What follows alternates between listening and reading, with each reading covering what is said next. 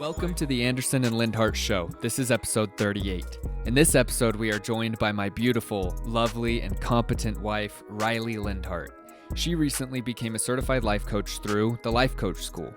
Because of that, we dive deep into the topic of life coaching and discuss things like why hiring a life coach is worth it and how your thoughts produce your results in life. Riley can be found on Instagram at Riley Lindhardt and is now taking inquiries. Go to her Instagram and follow the instructions in her bio if you're interested in having a life coach. Thank you so much for listening, and God bless. Less than like one per week. It's like 0.7. I was like, that's pretty good. Like we almost did one a week. Like, and that's really good because we kind of took a hiatus, so to speak, for a while. Yeah, we did. We took one in like May for a little bit, and then we took another one in September, and we still, we still kind of averaged out to 10 episodes off of one a week. Yeah. No, so that's good. And I like how you said that, dude. It's like, yeah, we both knew. That's how I was like with working out. Like when I started my Instagram stories, it's not like I was the thought of me thinking that people were going to be like, oh, we'll see how long this lasts. I was like, you guys don't even know, because I've already decided how long it's going to last, and it's going to last until I freaking die. So, and it's like, once you make that decision, it's easy. Seriously, I'm going to be in the gym as an old man. Yeah, that's the goal. Yeah, but no, we just want to thank, all our supporters for those of you guys that have been here with us since day one, mostly our moms, but Dude, not even really my mom. She listens to like one here and there. So I was looking at our downloads yesterday, and on all of our platforms besides YouTube, we have over 500 downloads. Oh wow. Total. Wow. And I could always check YouTube. YouTube's pretty low, obviously, because once we kind of put it out on the once we got it on Spotify and Apple and stuff, because most people, me included, when I listen to podcasts, it's always like, not always, but mostly through Spotify or whatever. Yeah. So that's awesome. Yeah, and it doesn't, like, you think about it, you're like, oh, it's only like 500 people, but me and Reese like try and put it into perspectives, especially with like some of our reels and stuff. We're like, 500 people came to one of our seminars, we would be pumped out of our minds. Like, can you imagine? Yeah, if you picture 500 people in a room, it's so much more than if you're just thinking about the number. Because if you're looking at social media numbers, you're gonna see huge influencers who have like millions and thousands, and then you're comparing yourself to them, and it's like, no, compare yourself to you and not to them, because it's like 500 people. I mean, at that institute there was I was estimating just shy of 200 is what it kind of looked like. And oh, by the way, on Brain Games they did this thing that showed that humans are like really good at guesstimating. If they see like crackers on a table, they can always get it within like 5 or 10. And so like I would guesstimate there was close to 200 people there. And it's like, if we got 200 views on a reel or 200 downloads on a podcast, even if they only listened to like 10 minutes, it's like, that still is awesome. That means a lot. And to just think about the growth that we've seen in this year is pretty cool. Like we started off with your small little Focusrite thing, and we were using like the church's chords, and we didn't really know how to edit it at all, and we were pretty basic in our social media presence, and now looking at it, we're on most major, like I was looking yesterday, people have been downloading our podcast on stuff I haven't even heard of before. So it's like what? Because I know there's some platforms that people listen to podcasts on. Yeah, I'll have to look at what they were again, but I didn't recognize them.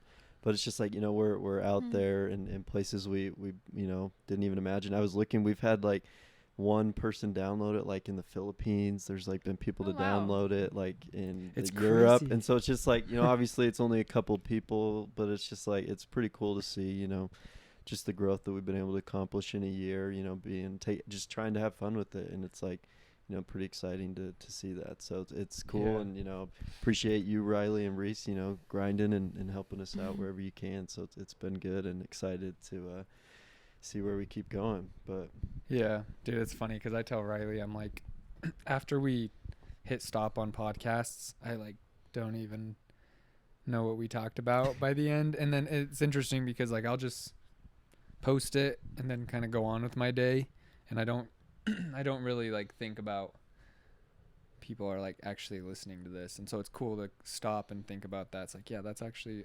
amazing, because, you know, we were content with the worst case scenario being we're the only ones who ever listen to this, and it's like an audio journal, which is an amazing worst case scenario. So like we were both all for it. It's like, even if one person listens to it, that's a huge win. So and I think like there's so much valuable thoughts and knowledge that we've talked about throughout the podcast. I mean, even with Lance Brown, I went and took the test, by the way. Me and Riley did. We both got full comedian. Really? Yeah. Like far extreme side. Yeah, that's interesting. It was funny. I expected us both to have some, at least a little bit of a different result, because I feel like my answers were, I chose different answers than you. So I think it's interesting. Because she watched me take it, result. Right? And then I just let her take it. But I think it seemed like the influence formula that Lance Brown developed, it seemed like it was less to do. It had not really anything to do with being introverted or extroverted, because I'm more extroverted than Riley. Mm-hmm. She's more introverted than I am. And so but it didn't seem like it had anything to do with that. So, because I thought it would. That's interesting. But it didn't. I haven't gone and taken it yet. I need to do that. Yeah, it took, how long? 5 minutes? Yeah, not long at all. I think it was. We found a typo in it. It wasn't that many questions. I was like going to message him. Yeah, he spelled the word neutral wrong. On one of them. I was like, oh gosh, someone should point this out. Yeah. I'm like a stickler about typos, though. Some people don't care, but I'm always like, I need to do better at that. Yeah, I proofread the crap out of everything. But anyways, this is episode 38. This is kind of old school style. Yeah, like, we got we had Cameron up here one time, and we just microphones are going. Yeah, just the mics, the things on the floor, and we're just chilling. But yeah, Riley and I are down in St. George. We're gonna leave after this to drive back up to Layton, but we've never had Riley on. No. So a year later. Yeah, this is the year anniversary of the podcast. The present. So that means next year at this time, then my wife will be we're gonna have Carter's wife. It's a tradition. Hold on to that, dude. Hold space for that, because that could happen. You know. Could. Mm-hmm. There you go, Riley's friend up in Logan. I'll just go on a couple date with her, and we'll just get married. No. And dude, she's from Virginia, so. Oh, perfect. There you go. We can all move back there one day. But I'm excited to have Riley on and talk with her. I don't know exactly if you guys had anything in mind that you were wanting to talk about, but I know she just completed her life coaching school, and I'm sure you know she's wanting to talk about that a little bit. But like, I would be interested just to kind of start with where you got interested in that kind of life coaching realm, because it's like obviously you're at this point where you're like, I wouldn't say you're a different person, you're just like a completely different version, like for the better of yourself. And so it's like you're kind of in these stark contrasts in such a short amount of time. And so I'm curious kind of what sparked that, where did you kind of start, and then just kind of like, I don't know, like the kind of some of the steps you started to take to get to this point. Because like I was talking to my mission buddy Clay Salisbury. We went to lunch, and he shout out to Clay, and he was just like, you know, like how's recent Riley doing? And I was like, really good. And he's like how's Riley? Because he's never met you. I was like, dude, like she's like one of the most mature. Like, you're still 18, right? I'm 19. 19. And still I was a like, teenager, technically. I was like, dude, it's crazy. I was just telling him, I was like, she's like more mature than most of the missionaries that came home from our mission, like that served full missions and stuff. And he was just like, are you serious? I was like, yeah, like I'm not just like throwing that around. So it's just like kind of it's crazy to see, you know, that type of transformation. So I don't think I've ever really sat down and kind of heard what kind of kick-started this. So I'm excited. Okay. Well, I guess I'll just start by kind of introducing myself a little bit. I'm Riley. I'm 19. I grew up in Hampton, Virginia, which is right on the East Coast, right by the Chesapeake Bay. And yeah, like Carter said, I just got my life coaching certification through the Life Coach School, which is just this amazing school. If you haven't heard of it, I strongly urge you to go check it out. It completely changes lives. And they have a podcast, and like we completely free podcast. We listened to an episode on the way down here, and Riley listens to it a lot. So yeah, go check them out. Just Life Coach School podcast on anywhere you get podcasts. Absolutely. And so I first got into life coaching really not that long ago, pretty much when I met Reese, which was, well, I had met Reese when he was a missionary, but I say met because I mean when I met Reese, not Elder Lindhardt. Yeah. You can only meet a missionary to Right, to some degree. extent. When I Yeah. really started to get to know Reese, which was in about April of 2020, that's when I kind of discovered the Life Coach School, and Jody Moore, who is another certified coach from the Life Coach School who's done really well for herself. And so I had always been interested in psychology. I loved learning about how the brain works, and I loved talking about it. I loved kind of trying to see things from other people's perspective and experience the world with an open mind. And when Reese told me, I think you sent me a podcast by Jody Moore. Yeah, because I mean, all summer long, Riley and I would have these conversations just about spirituality, gospel, church, life, psychology, politics, like on and on and on, like these deep conversations. And it's interesting because, you know, she had like what would you say, a presupposition to this stuff? Is that the right terminology? What does that mean? It's like It basically, means I liked it. yeah, she before. already had liked it, but she just kind of, I hadn't dove into it. and so when I came into her life, like, you know, I'm like obsessed with this stuff. And typically, like, I won't just start being a missionary of psychology and stuff unless people are curious. Like, so, like, hey, I noticed you do this. Tell me about it or whatever. And anyways, Riley would understand these, like, deep psychological ideas that took me, like, 2 years, 3 years to understand. She was just understanding them, like, boom, boom. Oh, yeah, I get that. And I get that. I remember you'd be on your drive home and you're like, dude, I was just like talking to Riley. She's like, yeah, I already know that. And you're like, what? Yeah. How do you already know that? Dude, I had to read like 5 books and serve a mission to know this. But anyway, so she just was very like primed. Like she was very primed to learn this stuff, and so she just learned it very quickly. And then one day when I was doing construction, I would my mom had told me about this lady named Jody Moore, who she got certified through the Life Coach School like probably almost a decade ago. But 7 years ago. Yeah, so Yep. and she's a multimillionaire now off of this. She just coaches. And so my mom had told me about Jody Moore like long time ago, like when I had got home from my mission. And so I was listening to a podcast one day by Jody Moore. And I just texted it to Riley and I was like, hey, give this a listen. And she listened to it. And, you know, Jody Moore in the podcast obviously just introduced herself. She's like, my name's Jody Moore. I'm a life coach. I got certified through the blah, blah, blah. And then Riley was curious. And she mentioned that I think it was towards the end of the podcast, actually. She said, I've learned everything I know from the Life Coach School. And that really caught my attention. So what were you? Well, I was going to say, like, then you went and looked up the Life Coach School. And then, I mean, that's your part now. I was a nanny at the time. I was nannying for a little 18-month-old boy. And it was just him and me at the house all day, and we would just play. And, you know, you can only have so much interest with a little 18-month-old. And so I could not be a nanny. Oh, my gosh.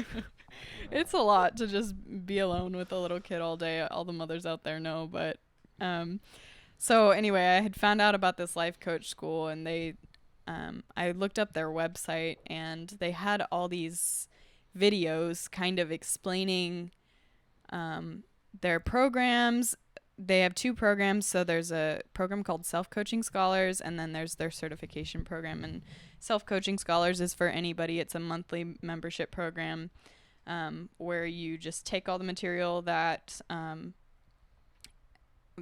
you can learn, basically, and have live video calls. You can get live coaching and really dive deeper into your knowledge of this stuff. And then certification is obviously you learn it all, and you learn how to coach people, and you receive that certification to do so. And so I was watching these 20-minute videos, and I think that's all I did that day. Was like I was kind of like, you know, playing blocks with one hand and staring at my laptop with the other, just so interested The in little kid all of a sudden has a block in his mouth. You're like, oh gosh, take it out of your mouth. Yeah.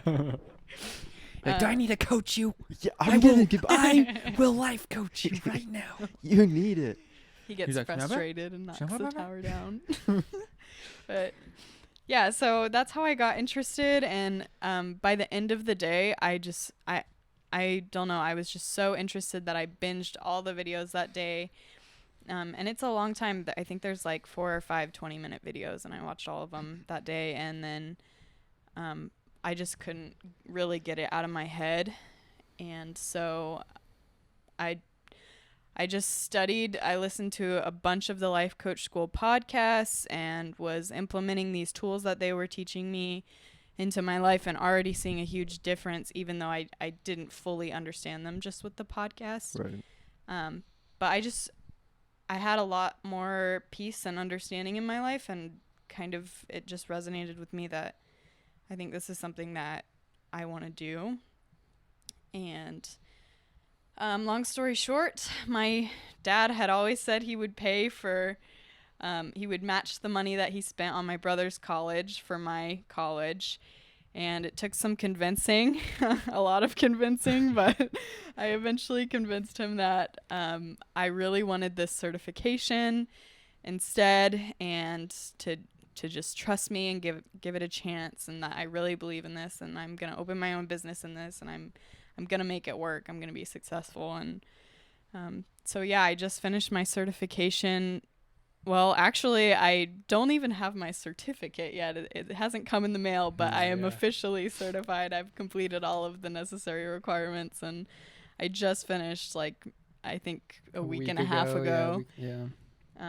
So, yeah, and it's super exciting, and now we're really getting into the beginning of the whole journey. It's fun. Yeah, I kind of want to like let people know how, just very quickly, like how the certification looks, because it's not just like an online course you take by yourself. No. Life Coach School has employees, and first off, they're not a franchise. Like, it's just one Life Coach School. Brooke Castillo's the lady who started it. She's the one who does the podcast, and she's similar in some ways to like Tony Robbins, but female version. So like, she's super cool. She'll say a lot of things like how Tony Robbins would explain it, which I really like. And so it's funny because it's like, it seems like for dudes, they might resonate with Tony Robbins better, and for girls, they might resonate with her better, which is awesome. You know, we can get to the same place just through different ways. But anyways, it's the Life Coach School employs coaches and teachers. And so she got, I mean, I guess you could call, what was her name, Jen? Yeah, her name is Jen. Jen, a teacher. She works for the Life Coach School. She's obviously already certified through them and has gone through a process to get this. And then there's, you get like a group of how many people? 10, and they're all over the country. 10 people going through certification with you. And so it's more set up like a university where you're actually in a you have like a professor environment. You have a professor. You have, you have, and then there's like once a week the team would meet all together for about an hour. And then throughout the week they would meet together as well. You have workbook pages and videos you have to watch. So you have homework, and it's literally like university, but just very, very specialized. And so it's like, you know, we paid a lot of money for this, and Riley put a lot of time and energy into it. And now you get the certification, and it's like, now the world's yours. You know, you can work for them. You can start your own thing, so there's a lot of options with it. But yeah, I just wanted to make sure people know that the certification program, like I'm getting certified to be a personal trainer right now. That's all me. I'm by myself. I just do it at my own pace. I can get it done in a month, or I can get it done in 6 months.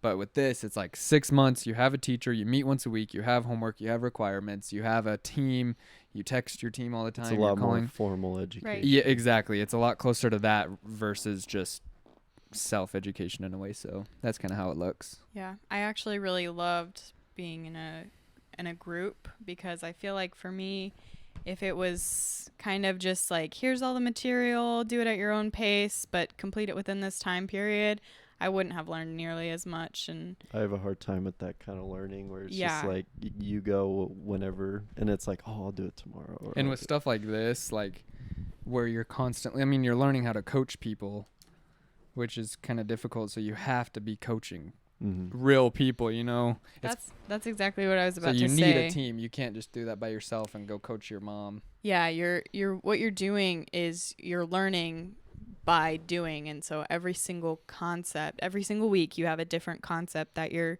learning about, and a different section, and that week you have the homework, and it's to implement this in your life. Like, it's not just you learn about this so that you can teach other people how to do it. You have to do it to certify, and you have to use these tactics to certify it, and it becomes a part of who you are. It completely changes the way you look at the world, the way you act, the way you think. It completely changes who you are, and I loved that it was an immersive program like that. So I mean, I'm sure there's a lot of different changes that you've seen, just in yourself. And I think that's where you understand when a program is really powerful, is when it not only changes you, but it changes, the people you're helping. Like for me, that's why I love seminaries, because not only do I feel like I'm, helping, these youth become better, spiritually, I know it's helping me too. And it changes me. So I'm curious, what's the biggest difference between Riley when she started life coaching, or like that started like the actual process of that, to Riley now? Like, what would you say is the biggest difference that you've seen in yourself? Well, I would actually like to hear Reese's answer on this, and then I'll give my answer. On the spot. Oh my, I am not prepared. So I don't know. Like, yeah, I just said in my weird voice, I haven't prepared. So, but off the dome, straight off that's the a rap dome. Line. Off the dome, I would say this is difficult to explain, so I'm gonna do the best I can. Okay. But I feel like I've had a lot of friends in my life, especially on the mission. Just like I would have companions and stuff, and I would, like I said, I didn't want to just shove this type of stuff down your throat, like about how powerful your thoughts are and crap like that. But most of my companions, I would actually say all, like since I started doing it, would ask. And it started with Elder Lingual. Shout out to Spencer.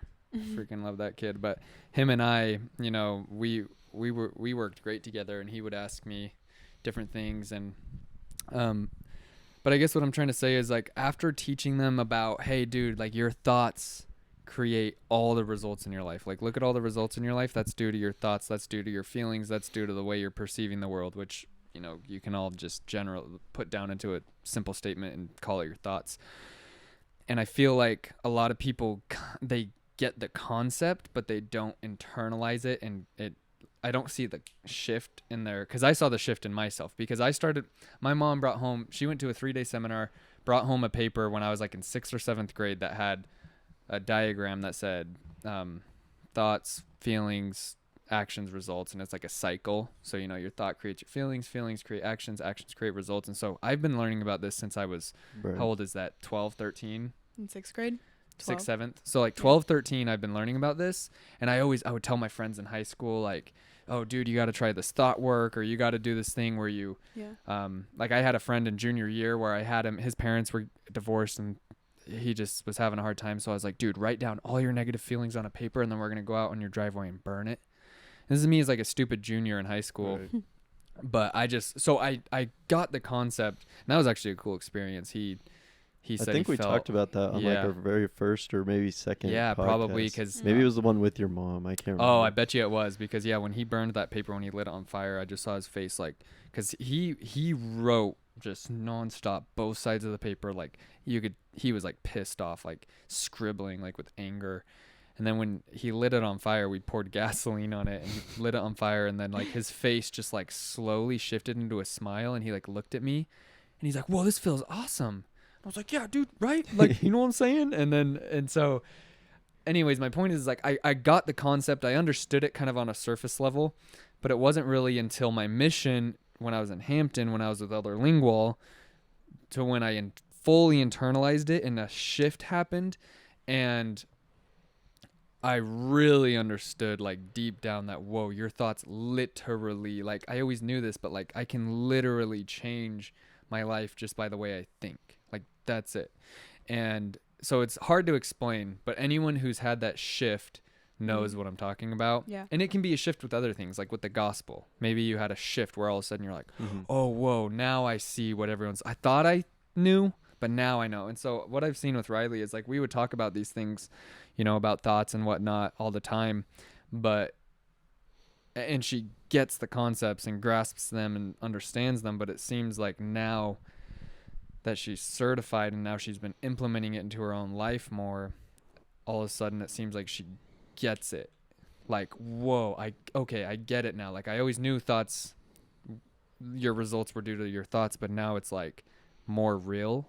And so that's the best way I can explain it. But that's what I've seen in her just in this past 10 days is like this shift of like, now we're on the same plane, and I'm like, you see what I'm saying? Like, this is why I'm obsessed with this. And so like, that's kind of the biggest shift I've seen. And then I want to say real quick, the biggest shift I've felt is I feel like there's this energy between Riley and I where we just know with a certainty that we're going to make an enormous impact and we're going to be successful. Like, it's not like this, it's like this really energizing, motivating energy. And I feel it in our relationship now, which I felt that before, but now it feels like it's plugged in, if that makes sense. Like, it felt like it was just there dormant before.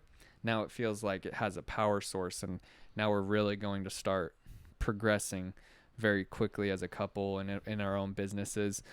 And so that is the best way I can explain it. So hopefully that makes sense. There's just, the shift has happened, and it's been an awakening. It's almost like an awakening where you truly understand that, oh, like, seriously, like, everything is from my thoughts. It's not just a fluffy thing to say. It's like literally.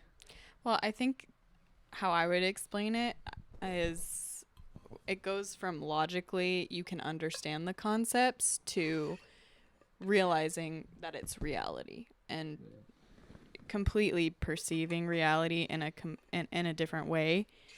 I think that you explained it very well, but I think that is how I would explain it. And what I think I've noticed more so in me, and I'm still not perfect at it, and I never will be, but it's something that I've been putting into practice a lot more, is responsibility. And when like I in say your own life? yeah, Okay. when I say that, I mean, Ooh. I'm taking. I got a quote, bruh. You have a quote? Yeah, continue. Okay, when I say responsibility, I mean, kind of what Reese was talking about, of I am creating everything that is going on in my life. This is it. And so I'm going to take responsibility. If something's going badly in my life, I'm not just going to blame the world. I'm not going to blame the people around me. I'm going to look inward, and I'm going to say, what am I doing to cause this? And then if I want to change it, I'm going to change it. Yeah. Okay, here's this quote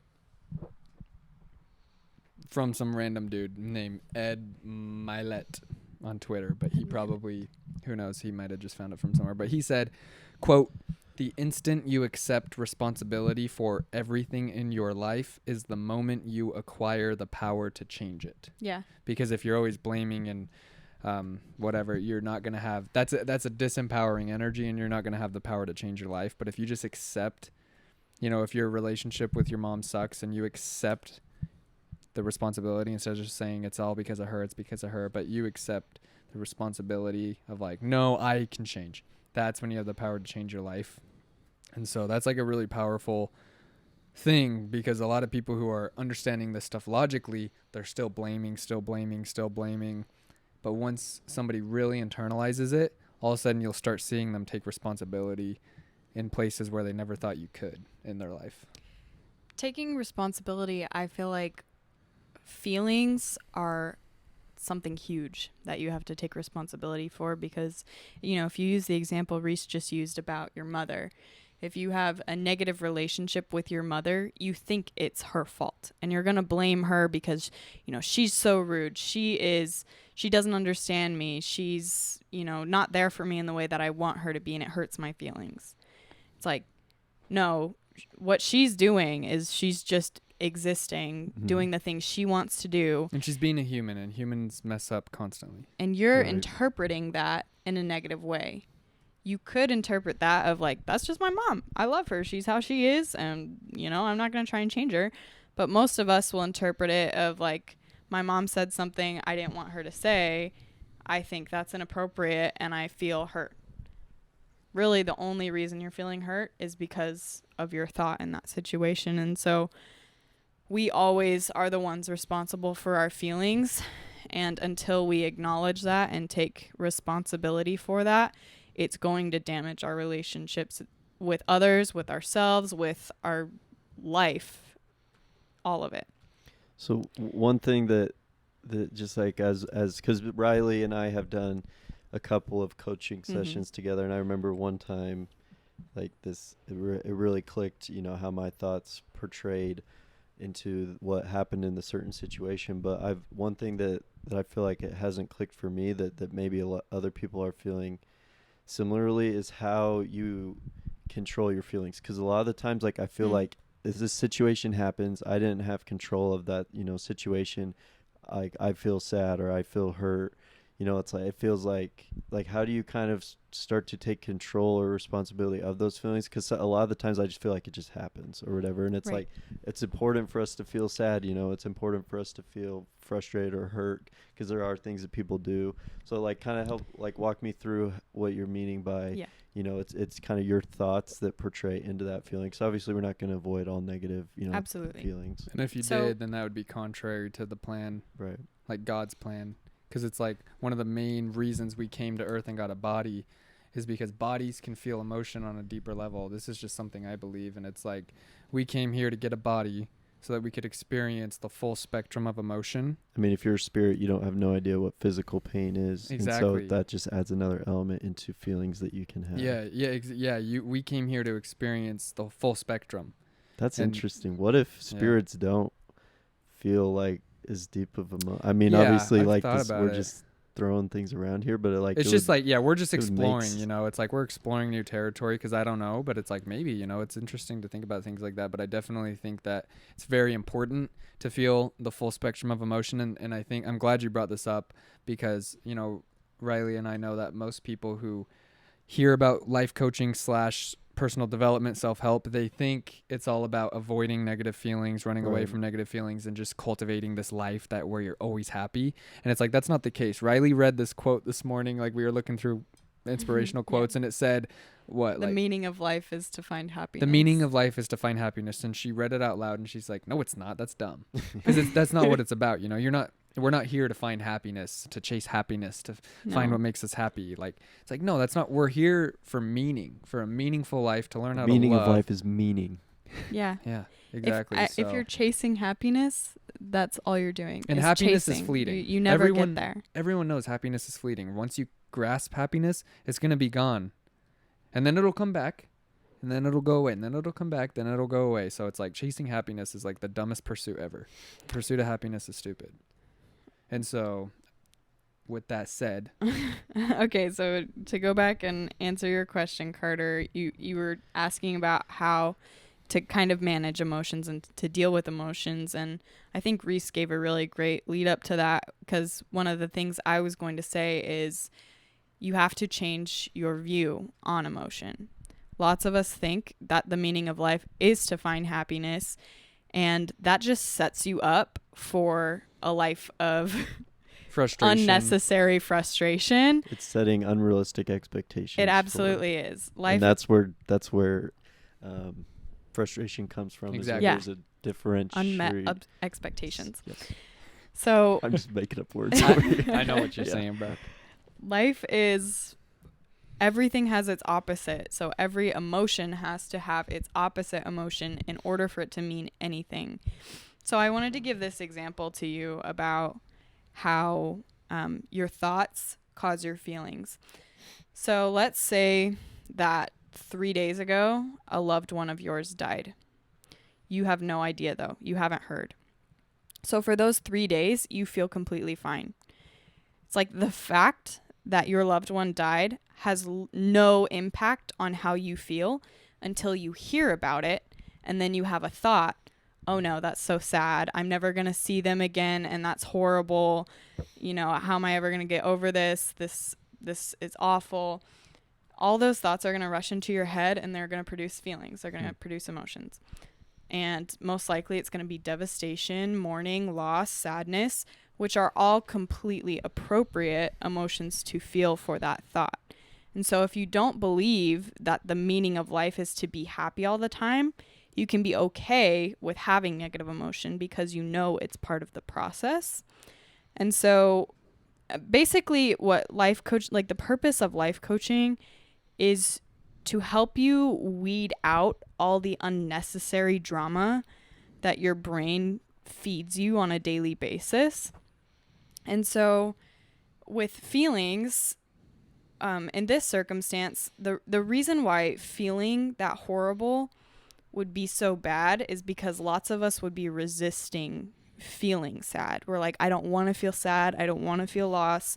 I don't want to feel devastation. I mean, who does? Like, Right. That's where like psychopaths come in, is when, anyways, yeah, it's like, everyone naturally is just like, I don't want to feel this. And the reason why is because it's similar to pain. It's similar to a physical pain, and our brains are trained to think that if we're feeling negative emotion, it's kind of a primal thing. If we're feeling negative emotion, it means that there's danger, and it means that we're, gonna die or gonna get kicked out of our tribe or whatever. And so to answer your question on how to deal with negative emotion, I don't know if you said negative emotion or well, just he was kind of emotion talking in about how, general. like, in certain situations, emotion just happens. Thoughts just happen. It's not like, because when we're saying, yeah, you should choose every thought, it's like, but how? Because, like, how do you take that responsibility to like really try and control? And obviously it comes down to self-mastery. Yeah. So like you said, like your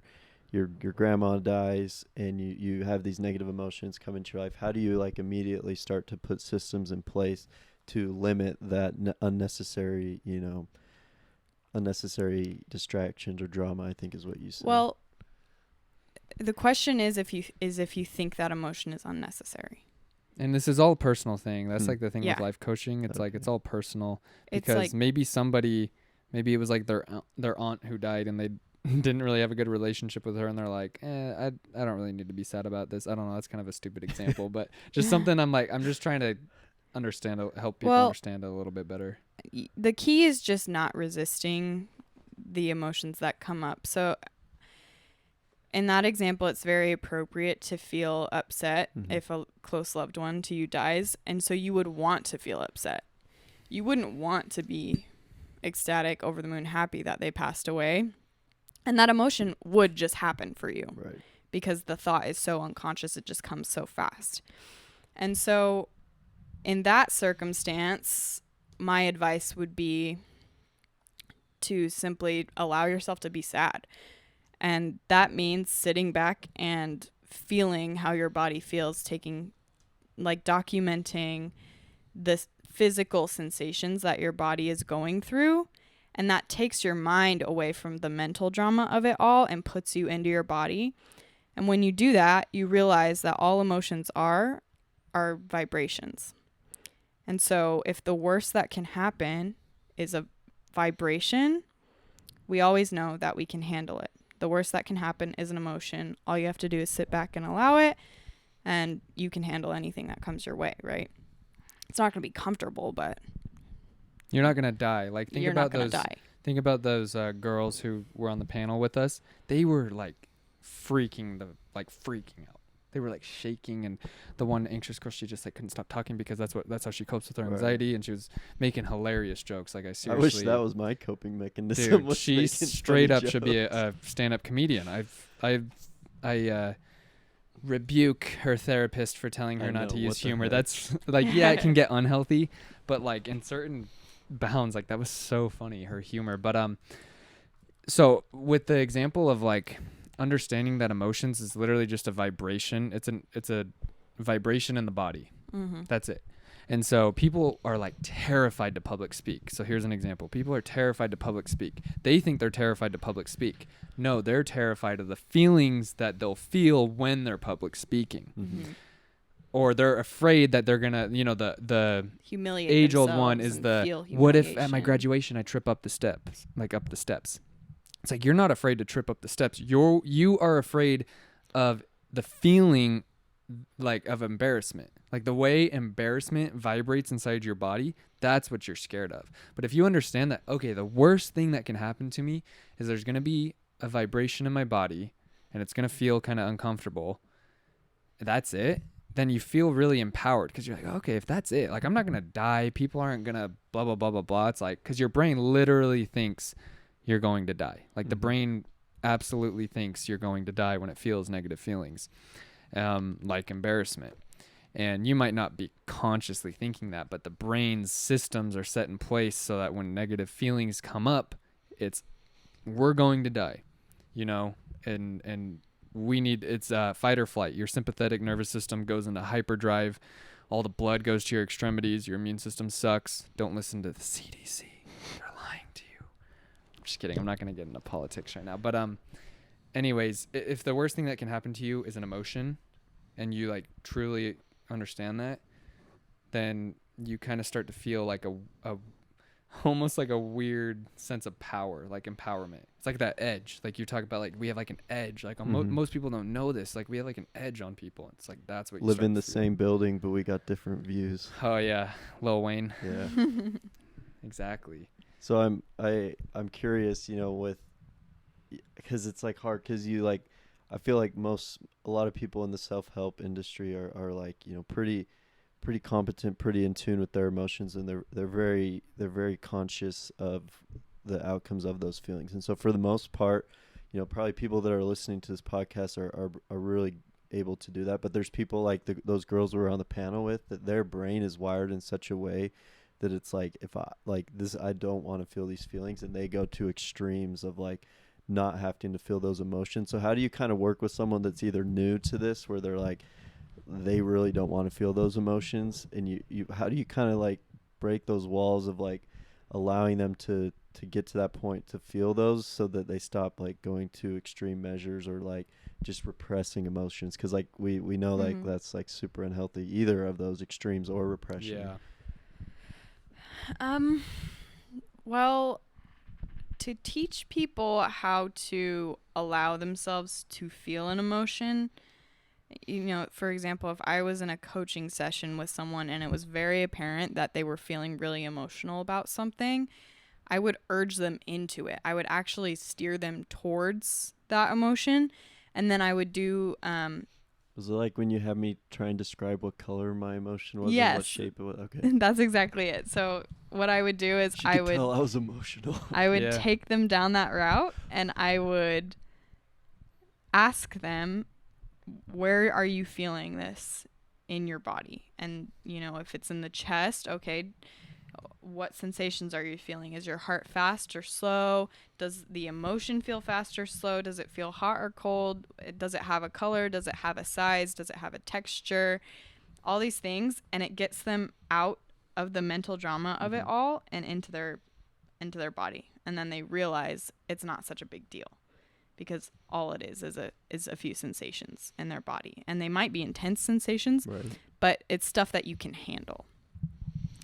And so I wanted to ask you, Carter, because I think we've only done 2 coaching sessions together, but I wanted to ask if there's something that you've learned that maybe you implement in your life. Yeah, no, I remember, like, I think me and Reese, it's funny, we've recorded podcasts pretty soon after both of those times that we've done it, or at least we've talked about it. And I just remember, like, the specific situation. The first time that we called, we were talking about how, I was, dating someone at the time, and they had done something that made me really frustrated and really mad. And then, like, because I felt that, the thoughts that I had, very directly portrayed into what happened, later on in that night or whatever. And I just remember being like, and it was totally justified feelings. It was totally justified emotions or thoughts. But seeing how, like, that's your opinion, by the way, which is not, I'm not saying it's right or wrong. I just want people to know when somebody says it's completely justified, that's your opinion. That's not a fact. Yeah. It's not like hard fact, which is cool. Like, I would actually agree with you in that opinion. I felt like it was I would justified. say too, I would be pissed off too. Right. So I agree with you, but I just want to make that point that that's not fact, that's opinion. Right. Because somebody else could have perceived it completely differently. But I mean, to them, the person that's doing that stuff to you, it makes sense to them. They don't think it's wrong. Anyway, exactly. So it's like, they think they're justified in what they're doing. So you're like, no, I am. Yeah. So there's no fact there. Humans are funny, man. But anyways. I remember being like, kind of as we walked through that, it kind of clicked how my thoughts impacted me in a negative way. And I was kind of at that time, I was okay with that. I was like, okay, like that's fine. Like I felt like it was okay for me to do that, but it definitely made me a lot more conscious of what my thoughts were doing, because it's like, what if I'm in a situation where I don't want that to happen, or it will have more detrimental consequences. Right. And so it's made me a lot more conscious. Yeah, there's conscious, conscience, conscientious. Yeah. Anyways, it made me a lot more self-aware of those thoughts and being like, all right, you know, what is this thought going to create in my actions? And it's pretty crazy when you start to see it. And I'm not like super great at being super aware of my thoughts or being super, you know, in tune with them. You know, I feel like I do a pretty good job, but I'm not like the best at it. Oh, you do better than probably 90% of people. But I think like that it helped me a lot, was just like with the, I don't know what it's called, the acronym that you walk them through. I think the model. I think at the very least, like worst case scenario, it helps people logically see how their thoughts affect it. And so then it makes you more self-aware, which I think is the point of self-help. Yes. Is to make yourself self-aware, and then it's like you kind of take it from wherever you want to go from there. It's like, you know, if you want to learn how to, you know, take control of those emotions more, if you want to learn how to funnel them into something, then it's kind of like up to you. So I think that's something that helped me a lot, was just being able to,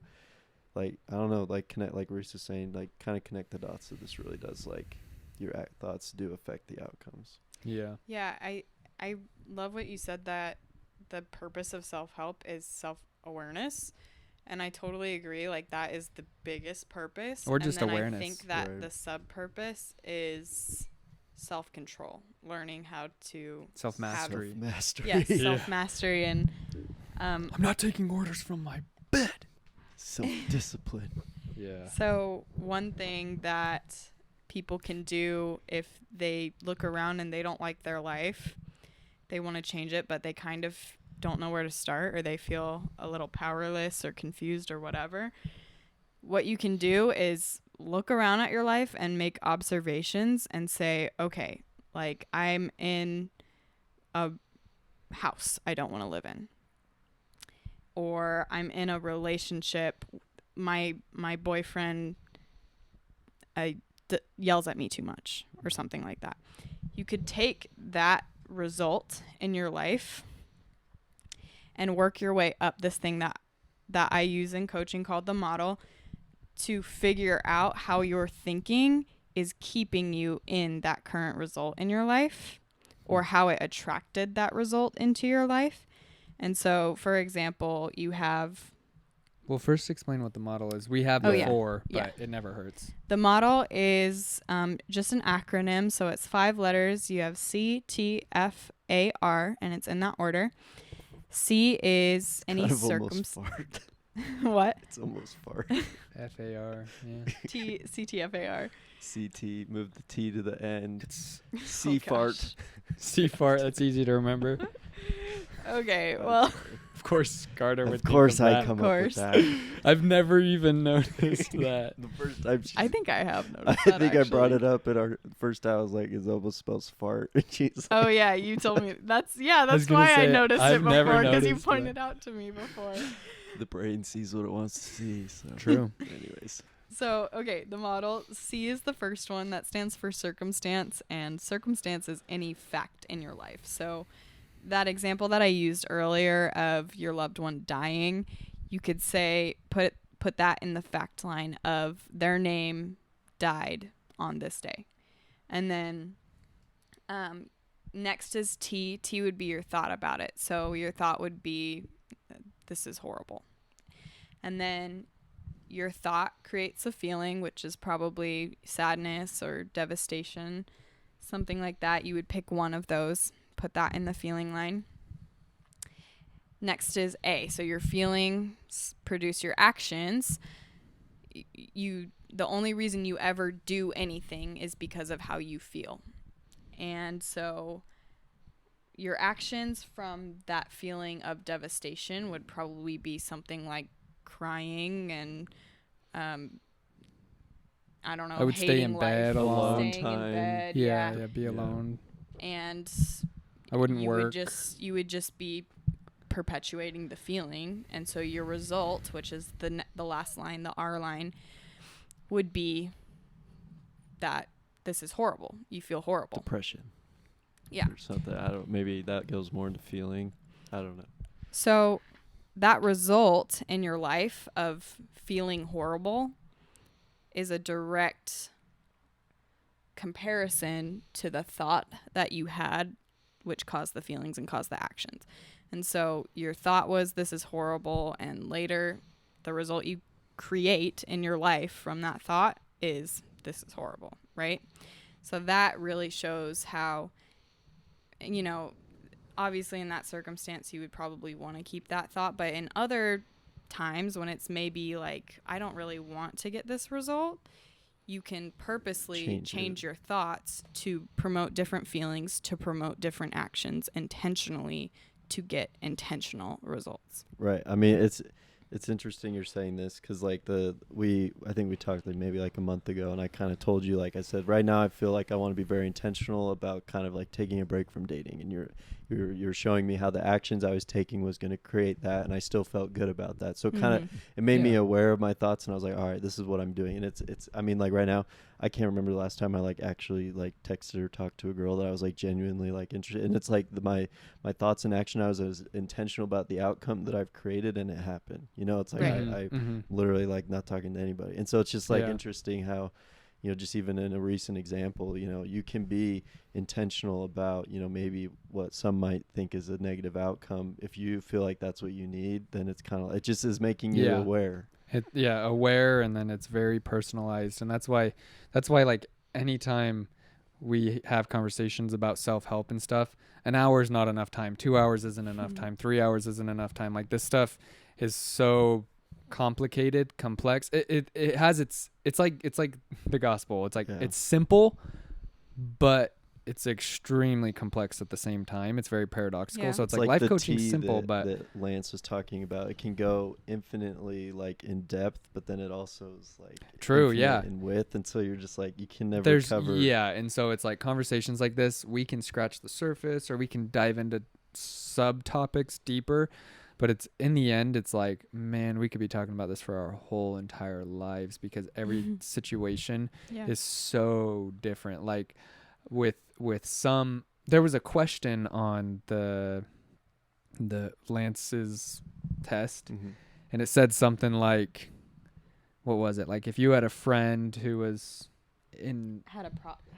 was upset. Yeah, if you had a friend who was upset, would you support them emotionally first, or would you give them advice? Try to solve the problem. Try to solve the problem. And I was like, I don't like questions like this because because in my mind, I'm so aware of it that I'm like, okay, well, if I have a friend who's going through something that's difficult for them, my first inclination is to stop, feel them out, pray about it, think about it, ponder about it, and then get an answer and move forward with it. So I've had some friends who they're going through stuff, and I've felt like the best thing for me to do for them is just to emotionally support them and to just validate them, you know? But then I've also had some friends, like I had my first companion who had lost 50 pounds and he was trying to keep it off.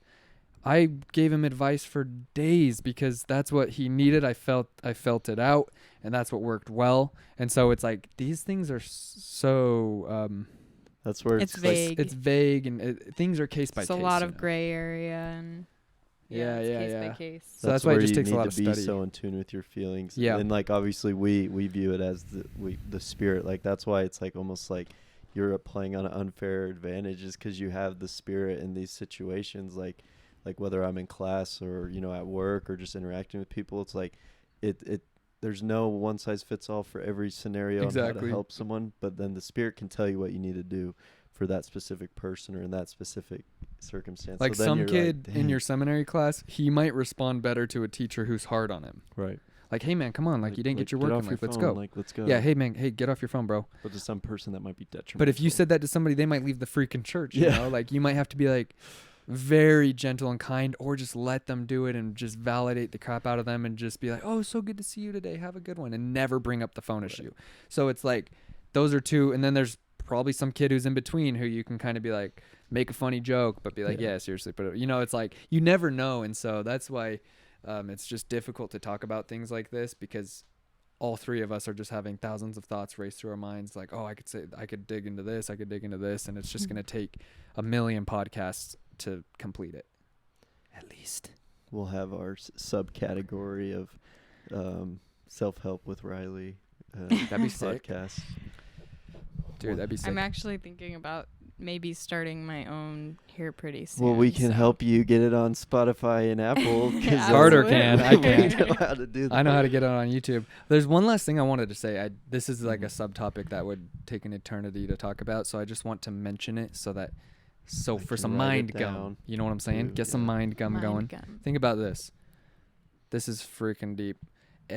So your thoughts are birthed, so to speak, from your belief systems that are seared into you from the way you were raised, the environment you were raised in, on and on and on. The beliefs that were planted into you by your parents, by your teachers when you were a kid growing up.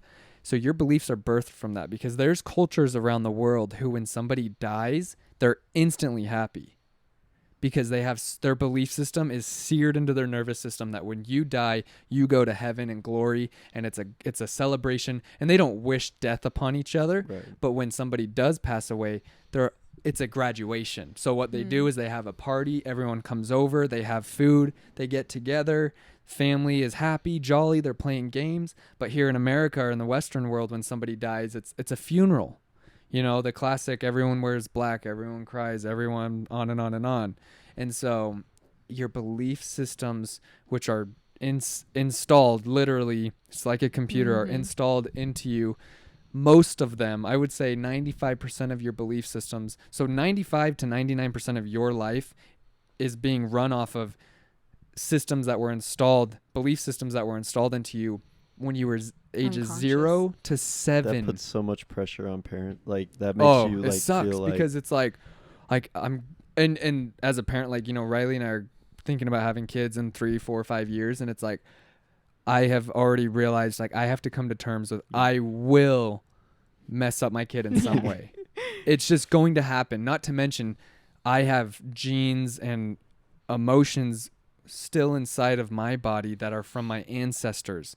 And think about how far away we are from Adam and Eve. So how many people have freaking screwed up, and now but it's like, that's okay. It's meant to be that way. It's meant to be 50-50, and all that's expected of me is I try my best. And anyway, so think about that. Your thoughts that just pop out of nowhere are coming from your belief systems, because we had talked about money one time, and you said that your sister had a friend who was like, oh, there's no way I could buy one of your shirts. It's like a $30 shirt. Yeah. Meanwhile, I'm over here in between jobs, and I'm dropping $84 per ticket and gas money to come see a show on one night. And that's the way I view money. And it's because the way I've been raised, but also because you can become aware of subconscious patterns, and you can change them as an adult. Right. People think you're kind of screwed. But it's like, no, you can change them. But just know that before you become aware of them, I would say most people is 99.9% of their life is being run on patterns. They don't even know it's happening. Systems that they put in place. It's just these that systems. They didn't know about. And then they think life's happening to them. They think, we heard we were at the mall in Layton the other day. It's actually a decent mall, which is surprising because it's kind of crusty on the outside, but it's all right. But we were walking, Carter almost fell off his chair. Dude, your dad tripped over your shoes again. And he looked around, and I was the only one watching, and I was like, bruh. Your mom saw it too. But there was this little kid who was asking his mom if he could ride one of those little weird kiddie rides in the mall that just go and it's a quarter or something. I don't know. But he's like, oh, Mom, can we ride it? And she said, no, I don't have the money. You know that. And I was like, all right, that little kid just installed, okay, I don't have the money. You know that. That's in his brain. Now, he was probably 4, 5. He was little. Jeez. And it's like, we were thinking, well, let's say you, as a parent, you actually didn't have the time to let your kid sit on this 3-minute ride that just goes back and forth. Instead of saying, no, I don't have the money, it's a freaking quarter or 50 cents. It's like, even if it's $1, it's like, it's $1, bro. But you can be more of a conscious parent by saying, oh, that's such a good idea, but we have to get to our next appointment, or we have to get to the grocery store on time. So how about next time we're at the mall, we'll do the ride, okay? Because I think that's a good idea. Right.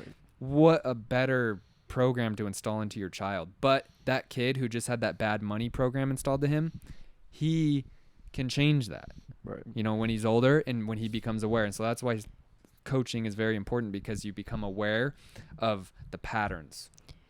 Do you have kind of like a closing? Yeah, that's my statement? closing. I do. It's not super long-winded, but it's got a little bit of detail. And so so I wanted to comment on belief systems. And so I love what Reese said about how you can outgrow your... Sorry, I just What stuck did you my do? cord in the fan. Okay. I love what Reese said about how you can outgrow your belief systems, because it's so true. So many people think that where they're born determines how far they can get, determines the opportunities that they have. Critical race theory. And I just don't buy it. I Right. believe that the only thing that limits you in this life is what you believe limits you. And you can change those beliefs. So I wanted to comment about Madam C.J. Walker. And Madam C.J. Walker is the first female self-made millionaire in America.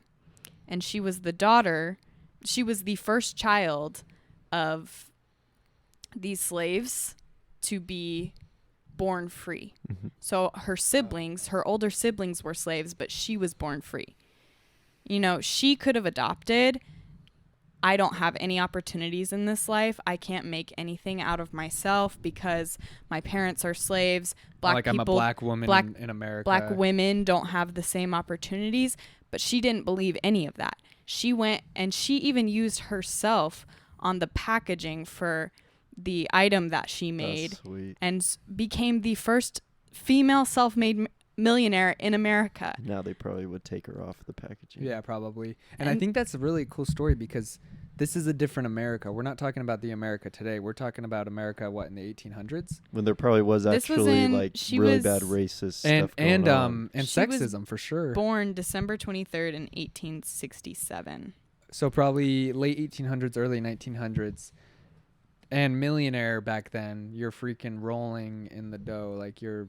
Oh, absolutely. It's a different amount of money than it is now. And if you can't hear her story and say, yeah, but it's different. Like she's special. Lucky. She's lucky. It's like, Shut no, up. she's not. She just believed that she could do it, and she didn't let anybody tell her no, and didn't let anything stop her.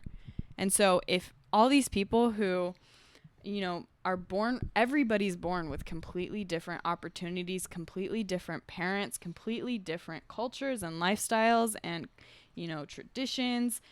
And you can change all of that. You don't have to live the life that you think you were born into. You can change literally every single thing about your life. You can become anything you want to become. And all you have to do is change your mind. That's the only thing that's holding you back, is you. Yeah. Amen. Hallelujah. Praise God. I think people won't they hear that and they're like, that doesn't sound, nothing is. They're like, impossible. yeah, but get real. Yeah, they're like, but get real. And it's like, yeah, I mean, you can do that. You can get real, but it's like ultimately, it's up to you what you want to do. And I like how you kind of put the responsibility on yourself. And a lot of people these days don't want to take that responsibility. So if they say get real or, yeah, but like that sounds good for her, but not for me. It's like, all right, well, you just put that limit on yourself. Yeah, it's like, well, now you'll never try. Now you'll never do anything else. Right. I love that. And something I would definitely want to discuss further with you guys, just kind of again, mind gum is kind of how to deal with those random events that happen in life, kind of how those play a part in this, because it's like there are certain things that just happen that are just random, or that you can't control and things like that. But I just wanted to say I appreciate you guys sharing your thoughts. I'm sure Riley has 1,000 other things that she could teach us on right now, For sure. which is why I think it would be awesome to continue to break this down. And but I just want to appreciate you guys help your guys' help and role in, you know, my development of being self-aware. Like I know both of you guys have played a pretty major role in that. And so like anyone that's listening that's like, I don't really know how to, you know, get into this, or I don't really know if I even want to, like, there's no two better people, you know, to kind of help you get into that mindset, and they'll work with you where you're at. They'll, you know, help you, you know, in whatever way they can. And like, if my kid had needed a life coach, I'd take him right to Riley. If they needed a physical trainer, I'd take him to Reese. And so, you know, I hope you guys take seriously, you know, some of these things that they're developing in their lives, because it will bless your guys' lives too. So thank you guys. Yeah, well, thank you. That absolutely. means a lot. That really means a lot, and I can feel like how genuine you are. And I want you to know, Carter, like straight up, I feel like I don't tell you this enough, but like I feel like I'm gonna get emotional because Riley and I were talking about friends today, and about like what a true friend is. And I was thinking, I was like, you know, all my high school friends, like they were good friends, and I've kept them kind of around. Like I have their contact on my phone, and if I bump into them, it's a warm greeting, but it's not like they're true friends, because I feel like a true friend in my mind is somebody who will go out of their way to let you stay at their house, you know, just for a night, and who will take care of you like that. And so I was thinking, and I was like, I feel like right now where I'm at in my life, I have my wife and my family, and I have Carter. And so I really mean that, bro. I just appreciate you. I appreciate, you know, this whole past year of us doing this podcast. There's been so many times where I've been in a bad little thought loop for a week, and then we do a podcast and I walk away from it like zapped out of it after an hour of talking with you. So just know I love you. I appreciate you.